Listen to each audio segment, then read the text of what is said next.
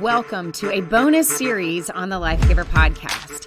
Made possible by the USO, these bonus episodes are from a monthly series called You're Leaving Again, where the USO is following Matt and I during our deployment, and we are sharing our authentic story with you.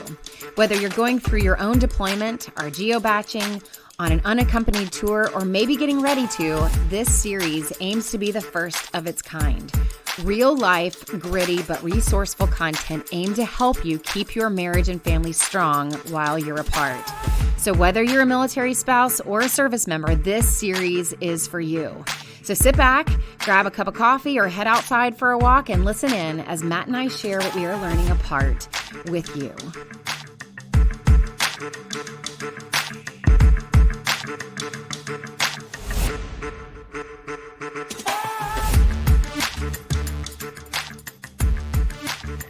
Hi, everybody. So I don't want to say excited to get today's topic because I know it's not an easy topic for us to cover, but I'm so glad that you guys are here. And my name is Corie, and he's over this way. No, this way. I'm on that side. Yep. So hi to my amazing husband, Matt. This is our, fifth month of the deployment. So we're going to give you a little bit of an update here in just a second. Do you want to give your little caveat that you always start with? Yeah. So I guess I should have read it. Nothing that I am sharing or talking about reflects anything on the. Actually, you talk. I'm gonna look it back up and make sure. All right. So we are so excited that you guys are joining us from all over the place. So I saw Italy and South Dakota and Pennsylvania and Washington and Hawaii and think Florida's in here and Maryland. And it's just so awesome that our community is just global. And no matter where you are, that there is that feeling of camaraderie and connection and community. And the longer that we are in the military, the more I'm so thankful that there are those of you out there that understand this lifestyle. And that's one of the reasons why we wanted to partner with the USO to allow them to follow us during our deployment. And so each month we've been touching on various topics, some topics very timely with our deployment. So we have covered what it's like to say goodbye and why there's so much tension before you go. We've covered things like how do you rip the Band-Aid and put your mind on your mission, whatever that mission is, whether you're the service member that's deployed or TDY or on an accompanied tour, or if you're the spouse at home that really is trying to figure out what kind of goals are you going to have in place and what's your mission back at home. So we covered a little bit of that. And then during the course of the deployment, we've also covered what we felt like were some of the biggest topics that couples wrestle with, families wrestle with, especially while you're apart, but obviously anytime, right? So we've covered parenting. In February, we covered intimacy. Last month, we covered communication. That's like the number one request, especially for counseling, is communication. Like, how do we better our communication? We covered that last month. So if you were just joining us for the first time, you can, after today, go back and listen and watch some of the content that we've already done. You can do that through the dashboard, the USO dashboard, where you maybe had access to registering for today's webinar. I've also put all of this content on the Life Giver podcast, which is my podcast for season 6. And so you can, if you like to listen and not watch, you can go back and listen to all of the content that we've talked about already. All of those topics are on the Life Giver podcast as well. It's on Apple and pretty much any podcasting platform that you use, it's out there. So you can access it there. So are you ready, Matt? Yeah. The views expressed are those of the speaker and do not necessarily reflect the official policy or position of the Department of the Army, Department of Defense, or the United States government. There you go. There you go. I need to have that on the back of my phone. You do. Yeah. We are really excited to spend some time with you guys today. This is a very big topic, and it's one that we see come up for a lot of couples, especially when you're spending time apart, especially when, as military couples, there's a lot of your marriage that is spent apart. I would say on average, with a lot of the couples that I've worked with, there are many that have spent half of their marriage years, if you will, apart and half together. And I just want to say that in our community, that's more normal than not. It may not make you feel better about it, but sometimes I think that we have to stop comparing our relationships with those that are civilian marriages and just kind of look at, this is our marriage. This is kind of what we're going through, and how do we build the strongest connection possible with the lifestyle that we have, instead of kind of looking out the window or across the street and comparing ours to somewhat other couple that's maybe not spending any time apart. And so there are definite topics and issues that are really important for us to cover when it comes to what does it mean to have a strong military marriage and a strong military family. And we knew that this topic, which we see all the time coming into our offices, is definitely a topic that we needed to address. And so I think to start off, Matt, maybe before we jump into such a heavy topic, maybe we just kind of share a little bit of an update of kind of what's happened in the last month or so. It kind of, to me, feels like Groundhog Day. And in the last month, it's like, did anything big happen in the last month? I'm not really sure. I know last time we talked, I shared some that I had kind of had a little bit of a breast cancer scare there. And we talked about communication and the struggles for communicating through when you feel like one half of your family, one half of your marriage is going through something significant while you're apart, and watching that and not really being part of it, but you really feel the distance there. So we talked about that a little bit last time. But is there any update that you could share on things that have been on your mind in the last month? No, I've been thinking about it very much as Groundhog Day. So it's just, I mean, there's constant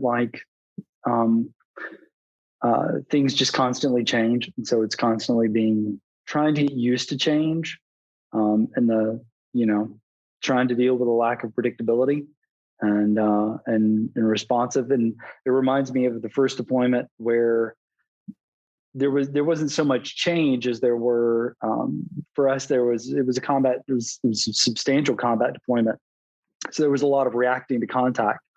So after a while of having that, and I think you experienced this back at home too, when you're constantly having to react to things, you're just exhausted. Like, it just wears out your brain, it wears out your spirit, your soul just gets weary, and so you're just like, you have to try and figure out a way to limit those factors that you have to immediately plan around.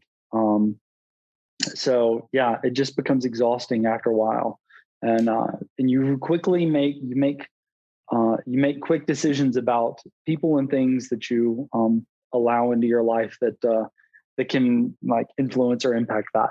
So yeah. And that may be where you're coming from, but I think he's also probably describing me a little bit too. But I think it's actually a genuine answer of when you get to this marker in your relationships. But I do think, going back to what you were saying, Matt, that I think that when you reach this point in a deployment, especially, or a long-term military initiated separation, that at first, you kind of start off with all this emotion and all this intentionality, hopefully, and all this goal setting and all this all right, here's what we're going to do, and here's how we're going to grow, and here's what we're, and so there starts off with this a lot of energy, and then you kind of do get into a battle rhythm, which is good. I think everybody needs structure and routine, and a battle rhythm where we kind of we're going to lose our mind if there isn't some sort of rhythm and new normal established. But then I think that it does get to this kind of tiring, exhausting place, especially if you know that time has kind of come to an end soon, where it does become Groundhog Day. The new normal becomes your new structure, your new routine, but it's not your ideal normal routine and structure that you actually want in your life, right? We don't want to spend this time apart. We don't want to be apart from our family members.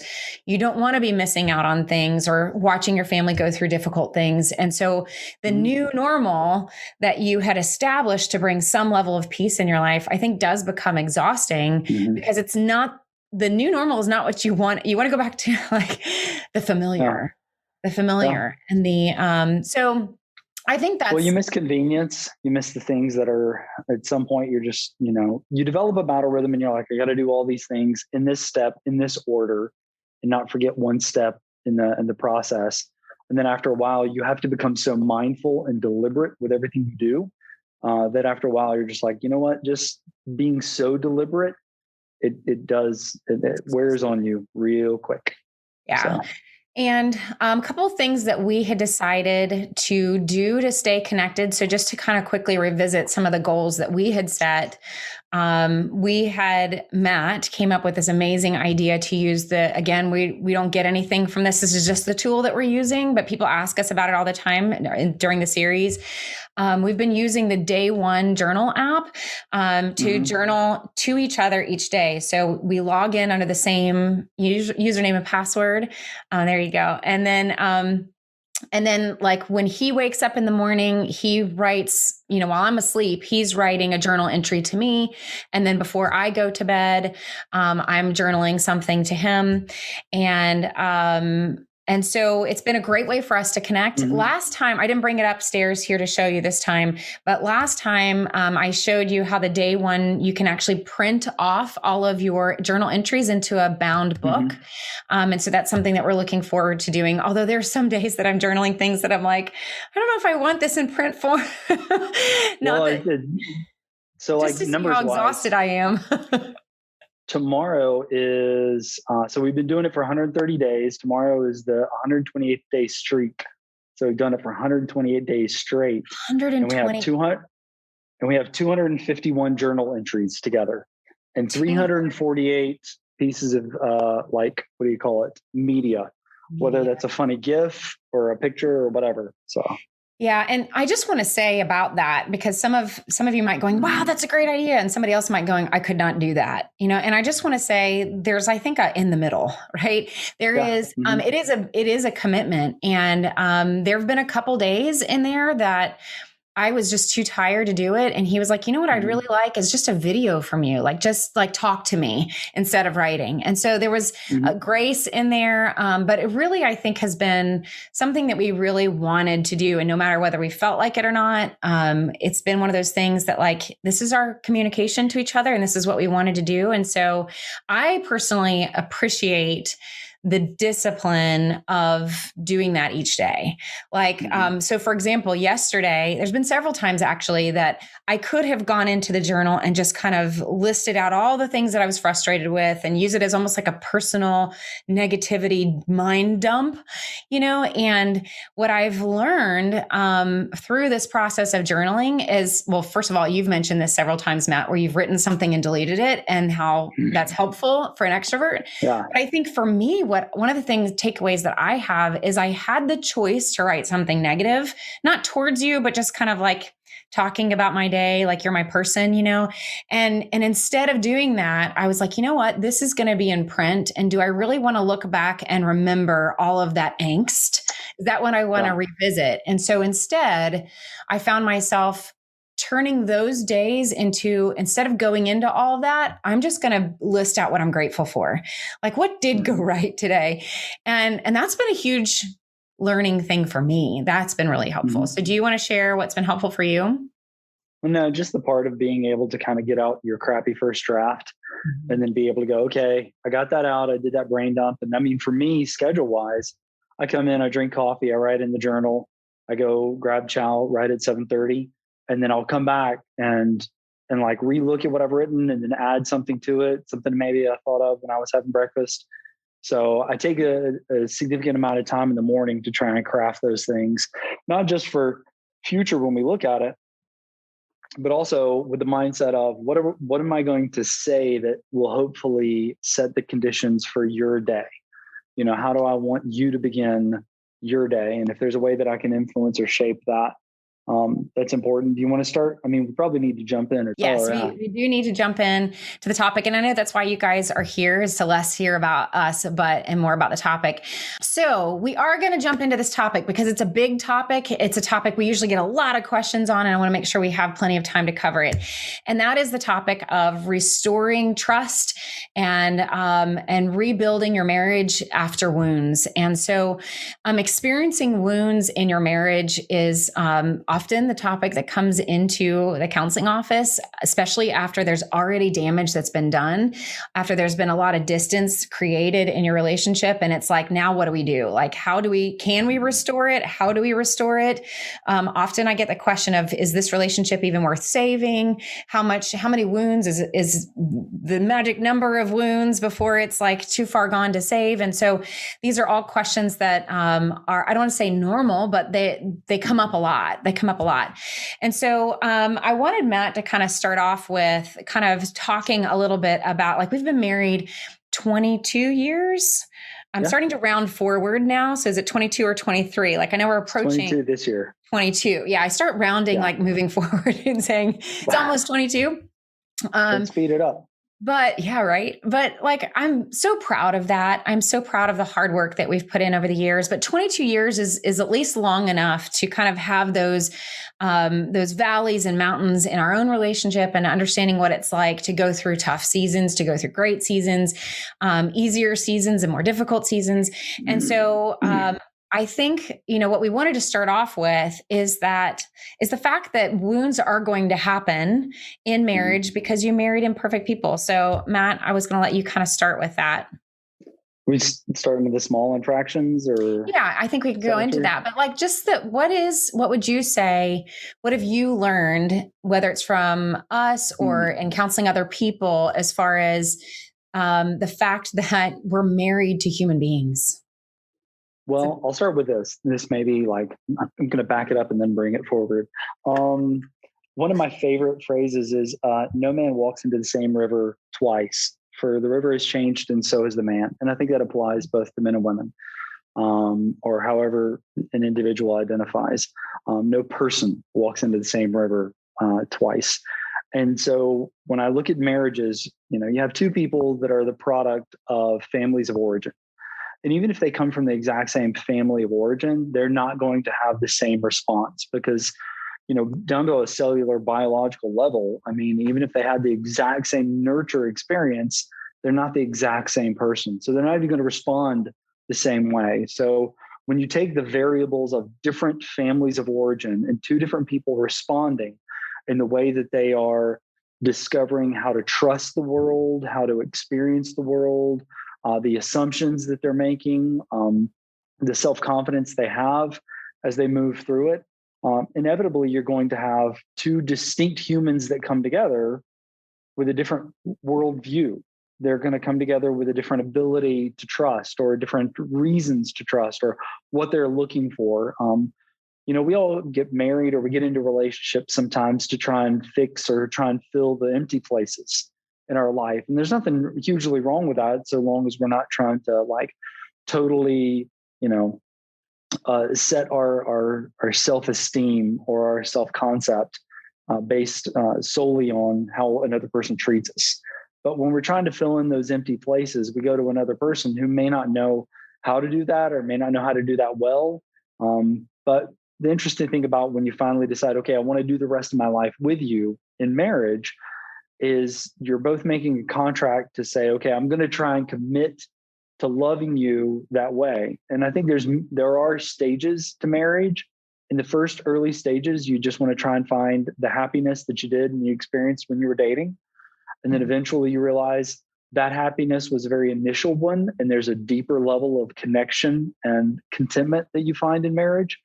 And hopefully people get to what I think is like the best stage to be at, where you're living for the other person, and not like in a totally self-dissolved way. I don't exist and my needs and my wants don't matter, but you're really focused on, how do I help the other person feel loved?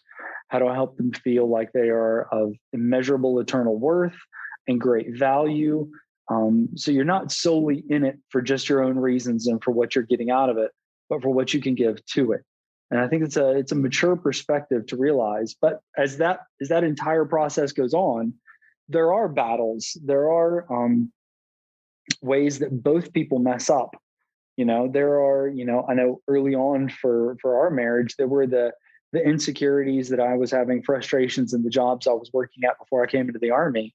And I was bringing the wrong questions to you, that I really should have been bringing to the job, that the vocation would have asked for me. And in the process, I had a lot of small infractions and large infractions because I was feeling that kind of existential angst of who am I in the world and what difference do I make? And I would take that out on you and ask you to be something that you couldn't be in that moment. And so naturally, when you have those gaps that you're trying to fill and experience the world and try and figure out who you are in the world, the person closest to you is going to feel the kind of the elbows out as you're trying to muscle your way through the world.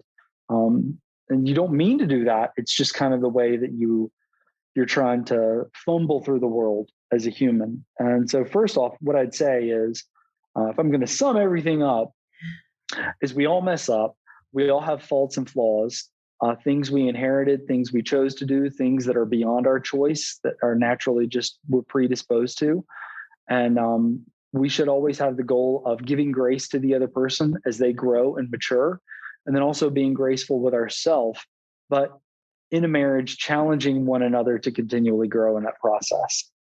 Yeah. And is that too much? Did I say a lot? I spoke a lot. That's why I didn't interrupt. It was so great. And so to answer Autumn's question, she's asking for a little bit more on your background. So Matt is a chaplain, and he also has an education in counseling, did his internships with some really building great into my marriages. Yeah, building into with Mike Seitzma and Doug Rosenau. Yeah. And, just fun fact, like, y'all are going to think that this is like super nerdy, but like our first date, we kind of knew of each other. We were in the same circle in college. But not our first date, but one of our more like intentional dates that we went on, was like sitting at a restaurant. And I think we asked each other, like, what do you see yourself doing, in life? And we both had the same vision of doing some sort of marriage work, that it was, healing families and healing marriages was something that was both kind of on our heart. And so we bonded, I think, especially over that, among other things, and a lot of things that we have in common. A lot of our background and upbringing was very similar, I would say. Same age and all that kind of stuff. So that's a little bit about his background. And then, yes, I'm a licensed professional counselor. And so we've devoted our careers really to especially service families. Matt's dad is a retired police officer. And so he kind of grew up in a service home. My dad was a reserves Air Force pilot, although I didn't have a huge experience in the military growing up.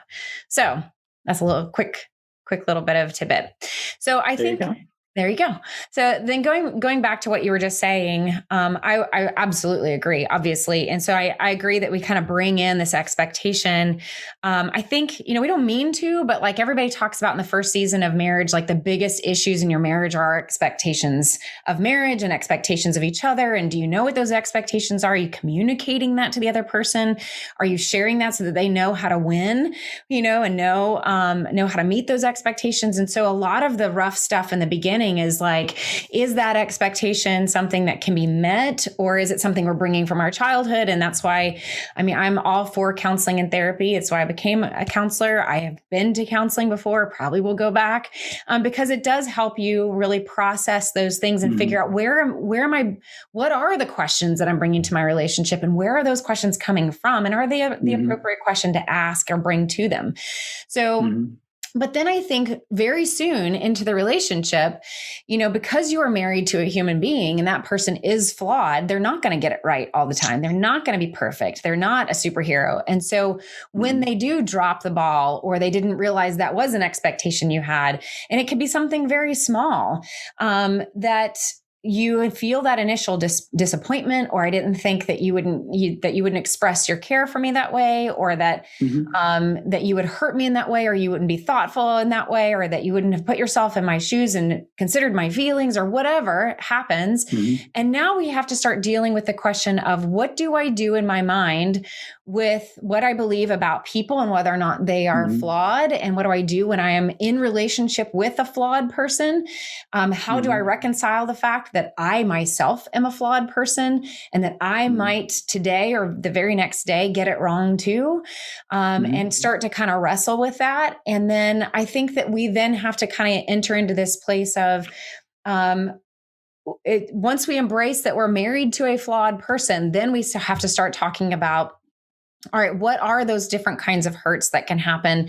What are the rules for our relationship? What are boundaries in our relationship, which is so important and not something that most people talk about, cover, or address, especially in premarital counseling. And so a lot of people get into marriage not knowing what their marriage rules are or articulating those.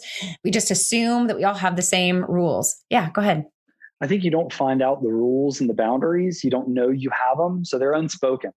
Same way with expectations, rules, and boundaries. They're totally unspoken when you start off. And it's only when people start to run over them or violate them that you're like, oh my gosh, like, why would you do that? So I remember when we were growing, when we were growing up, 22 years we were growing up in marriage. The first year I kept thinking that it was, because of my family of origin, that when you go to bed, both people go to bed, right? And from your family of origin, it's like, no. And so you were feeling smothered. And I was like, no, I'm hanging out with you. That's what married people do, right? Like, you're going to bed, I'm going to bed. Let's turn the TV off and just go to bed, right?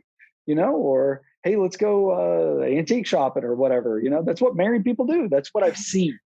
And so you start off initially either imitating or trying to do the exact opposite, depending on your response. And it's when you begin to violate those expectations, rules, and boundaries that the other person then feels like, whoa, hey, wait a minute. You're not who I thought I married. Like, what in the world? And you realize, oh, wow, I knew so very little about you when I decided to commit the rest of my life to you. So then you have to decide at that moment whether or not you want to grow and move forward. And you have to make choices to meet the other person's expectation. Well, first off, to talk about it, whether it's realistic, and what their rules and their boundaries are, and then to decide to meet them, or where you can and where you can't, where you can't compromise, you collaborate, kind of thing. So, okay. So I have a fun little experiment that I want to bring like the chat thread in on this. Okay. I remember, everybody get ready, make sure you're listening. Okay. Cause I'm going to ask for the answer in the chat thread, right?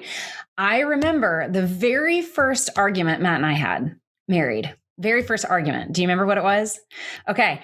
Okay. You'll love this. Okay. The very first argument we were. Was it that you? No, wait. You didn't cook the green beans long enough? No. That was probably the second. But it is attached to food because we were both brought up in the South. I'm from Georgia. He's from South Carolina. Oh, yeah. So how many of you guys have ever had banana pudding? Right? Banana pudding, that I know sounds so good right now. It's one of my favorite desserts. Banana pudding, the ones that have the Nilla wafers in it and the banana. Okay, now it's coming in. Everybody's like, heck yeah. Okay. All right. Here was our very first argument because I think it's really good. Do you see the chat thread? It's like, oh my gosh. Now the chat thread is going. We just had to mention dessert. Okay. Here you go. Here was our first. Is that going to be the topic for May? Okay, here is the argument. You guys ready? And I think this shows expectations and rules, and you don't even realize what you bring into the relationship. Our first argument was, because we both wanted banana pudding and we were going to make it in our cute little apartment, should banana pudding be served warm or cold? Is banana pudding warm or cold? No way. No way. I'm winning. I love this. Everybody's saying cold. Oh, y'all, this is 22 years of redemption for me right now. Look at that, Matt. Warm would be a sin, it says. Oh my gosh. Maybe. Okay. So our first, let me tell you guys, and then we're going to move on to this topic. Stop. How many of y'all have had warm banana pudding? Don't even ask. Okay. This is why this is so important, because we had two totally different. That's what I'm talking about, Brett. That's what I'm talking about, Brandon. Willing to try. Okay. I'm going to use this as a lesson. You got to put a toasted meringue, and you can't put a toasted meringue on top of cold banana pudding. That's true. Okay. Don't even talk to me about it. I want us to break this down, and then we're going to get into the topic. I think this is super important because you don't realize these kind of structural kind of rules and things that are important to you when you first come into a relationship. And so my whole experience was enjoying this thing, this dessert, cold. That's all I had ever known. His mom is like the most amazing Southern cook ever. She had her own restaurant, y'all, in South Carolina. So when he suddenly said, like, you have to serve it warm, he had no doubt had a wonderful experience of, I'm talking banana pudding with meringue on top, like really well done. Like she probably made that pudding from scratch. It was not the Jell-O pudding mix, right? And so he had a completely different experience of that growing up. And we got into such an argument over this. We made the mistake of calling our mothers. We brought the mothers into it. Yes, we brought the mothers into it. We're like, what's the answer? And they did the exact same thing that you guys did. They validated their own personal experience because they didn't want to be a part of no, the restaurant's not open. But you can look up now warm banana pudding and make it and you'll love it. And because here's the thing, once I tried it, once I had his experience, it wasn't that I was never willing to have cold banana pudding again. It just means my palate opened, my experience opened, my perspective opened a little bit. And it was like, you know what? I can see why you like warm banana pudding. So here's the thing. I think that's just kind of proving the point that we come in with a different set of rules. And often you don't know what those are until you bump into them. Something happens, an argument happened, hurts happen. And then we have to talk about like, well, what do we believe as a couple? What is it that we are going to stand on when it comes to the bigger rules and values within our relationships? I love that you guys are still going in the chat. Okay. All right. That's a very funny kind of, silly example here. But when it comes to actual hurts in your relationships, hurts can be a big deal and it can cause a lot of disruption in your relationship, a lot of disruption in your intimacy. And I'm not making a joke about that at all. We see couples that go through a lot of what we call a death of 1,000 cuts, of lots of small, what we call small infractions. And so you have a listening guide. If you didn't download that, you can get it later. You can go back to your email and open it up. But a couple of examples of small infractions, so little hurts that can happen. I gave you some examples. Sometimes it can be misunderstandings, these things that happen on accident, like you didn't know that this was something really meaningful to me and you weren't thoughtful of my feelings. And I wish you would have known, or I wish you would have made a different choice. And sometimes we have these small infractions that happen that are not intentional. They're kind of accidental misunderstandings. Or if you just would have helped me understand it ahead of time, maybe I wouldn't have made that same decision, but it still hurts and it still hurts the relationship. We put unplugging from family during key moments. And, this is a big deal because phones and devices are becoming a huge issue for couples, right? Like just when you have time together and everybody's on their phones, after a while, it becomes kind of that death of 1,000 cuts, or a perpetual, what we call a perpetual issue. One of those issues, it's not going away. It keeps happening. It's something that keeps popping up. And it's like this, each isolated incident really isn't that huge of a deal, but like when it keeps happening, it becomes this cumulative snowball effect that now we're really getting hurt and frustrated that you're always unplugged. Matt, go ahead. So one of the things, and I'll speak to, and it's usually male service members. So, but it can be anybody. Anybody can really kind of be a gamer. Like one of the big things that I do see, and I've seen for the better part of a decade, is like completely dissolving into video games. And there's a time and a place for it. So like, that's one of the ways that I connect with my teenage sons. We either play we're like on Marvel Avengers or Sea of Thieves or Minecraft, playing or doing whatever on that. So there's a time and a place for it, but constantly going to that place and ignoring the family and checking out, it says a couple things. It's like number one, it says my needs are more important than anybody else's needs in this house. And that's not a message anybody ever needs to send or receive. There's a time and a place to say, hey, I just need like 30 minutes to like unplug or unwind or do X, Y, and Z. And then to have that timer and to be able to set that expectation. So that when you do plug back into the family, and I'm mentioning this specifically because I see this specifically, and I think you've talked about it too, is that when you set that timer, you abide by that timer, and then you replug back into the family, then it says you can trust me.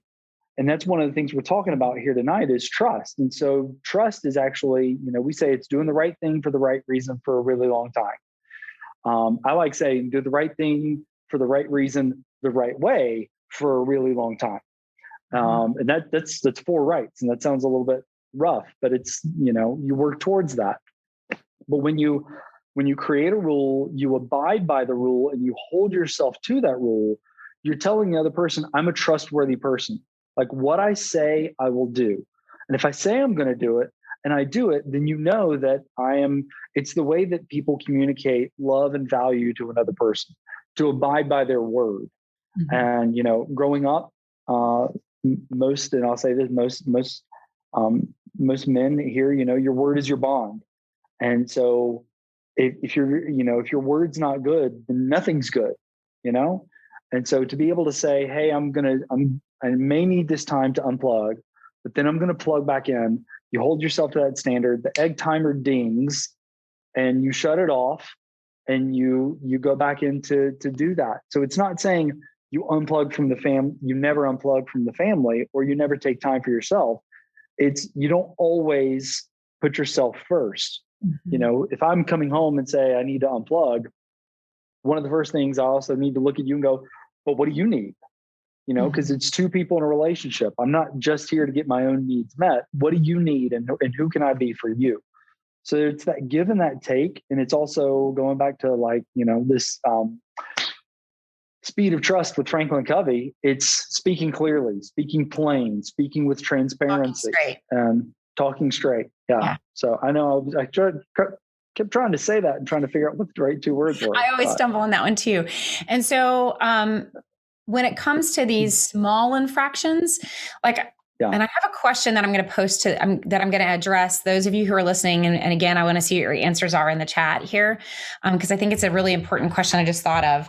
But before I ask it, I want to make sure we cover what large infractions are. And some, you know, when we say small infractions, I'm talking about the things that, you know, we should be able to recover from. They're like these little cuts, like, and most of the time they're going to be on accident or be neglectful or disappointments that are happening. Whereas your large infractions are probably the ones that you guys are thinking of, things like betrayal, whether that's sexual betrayal. I include in this category digital betrayal, because even though it's not maybe physical infidelity, there's a lot of digital betrayal that's happening out there with pornography or sexting or looking at things online. That is betrayal, financial betrayal.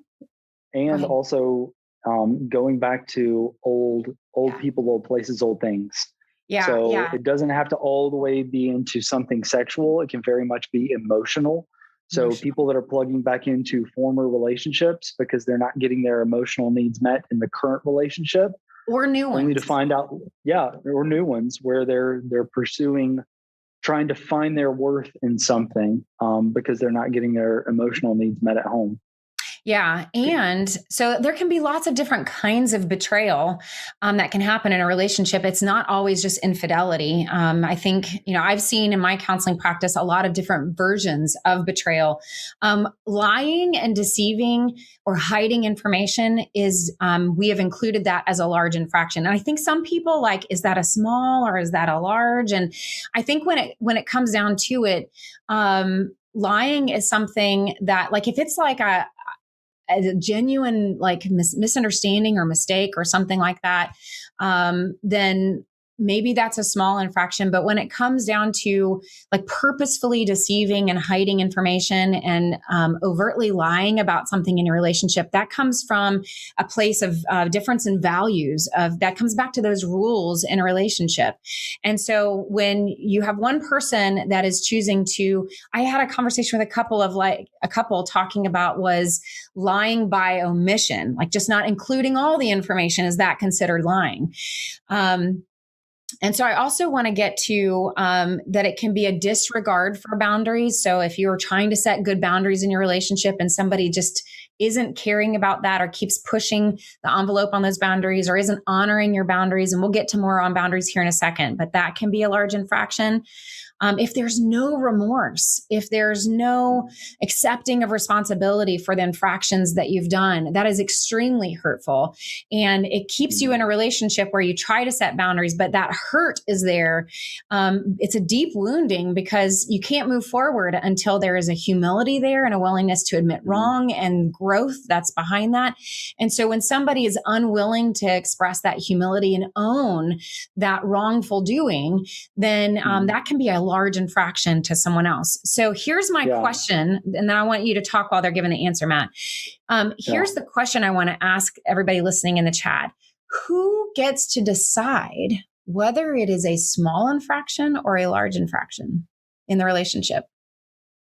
Who gets to decide? Go ahead. What were you going to say, Matt? Oh, when you were saying about expressing remorse, I think one of the key things is, in order to express remorse, you don't have to feel what the other person is feeling yet.